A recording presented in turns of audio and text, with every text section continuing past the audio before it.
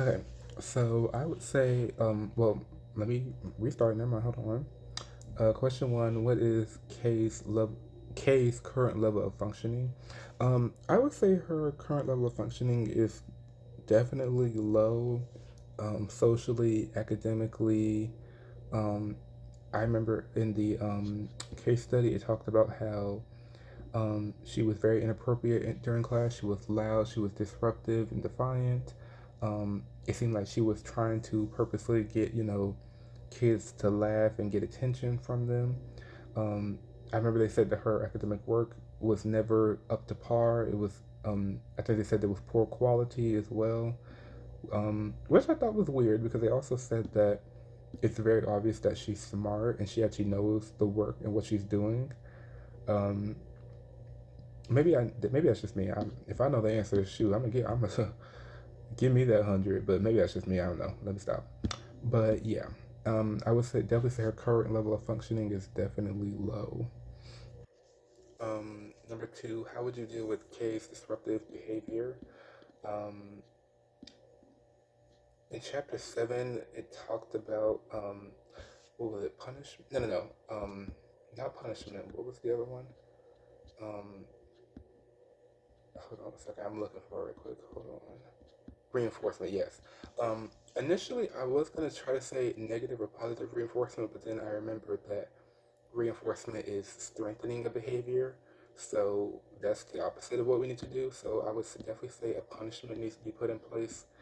Um, I would definitely say that the teachers definitely need to. I don't remember punishments from high school, but I think it was like send them to the office, send them to ISS, stuff like that. Because when you don't punish bad behavior, it in their mind they're thinking, okay, well I'm not getting in trouble for it, so let me keep doing it because ain't nothing gonna happen to me. So I would definitely say some type of punishment needs to be put in place. I don't know specifically what, but yeah, I would definitely say the teachers definitely need to nip that in the bud.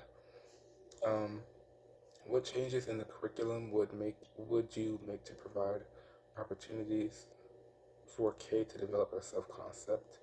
Um,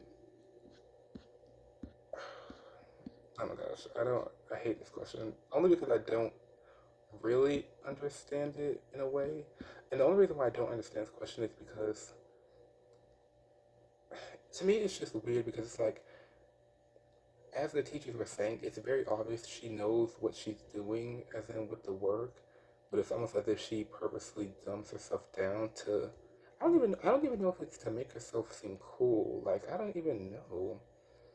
Like I'm sure, like that's why like I reread it like 3 or 4 times. 'Cause I was really trying to understand what was going on. Like, but I really don't. And changes in the curriculum, I would just say that. God, I don't even know what I would say honestly. I really don't. I'll be honest with you. I don't think I have an answer for number three. Only because I feel like I'm missing some information because it just seems kind of. I don't know how to explain it. I really don't. I don't. Um, the changes I would say off the top of my head, maybe. Um, it seems to be more of a home life thing. Actually, now that I think about it, maybe I would say do more meetings with the parents. I remember from the reading they said maybe not the mom per se, because the mom seems to not be her favorite parent. So I would say maybe more meetings with the father, maybe see what the home life, what's going on in the home life, maybe. Because I remember in chapter seven they talked about sometimes how that can affect their academic world, stuff going on at home. So maybe I would say that maybe. But that's not really changing the curriculum though, so I don't really know if that's the answer. But hey. What specific suggestions would you provide to Kay's classroom? To Kay's, ooh, excuse me, to Kay's classroom teachers to help her. Um, I can't remember where this was in chapter seven, but I remember they talked about what was it called? Not oh gosh, self management. That's what it was. Yeah. Um, they talked about goal setting, monitoring, and evaluating progress. Just goes back to what I was saying with the parents. I think that the parents need to be more involved and stuff like that, because But when, as trust me, I know from experience, when the parent at home is like, "You got that work done, you studied for this, you did that." Trust me, it'll get done. Um, I would definitely say, um, like I said, for specific suggestions for the teachers, I would definitely say get the parents more involved. Let them know what's going on in the classroom, and I definitely think that you'll see a change in their behavior. Trust me. Again, like I said, I know from experience. Number five, what is the general impression of the student and teacher needs in the classroom? Um, ugh, that's a lot.